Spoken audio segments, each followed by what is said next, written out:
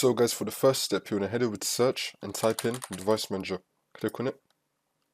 And now once you're on this, you want to expand human interface devices.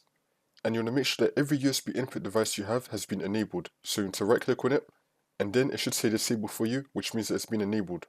So every single USB input device you have, you want to enable it.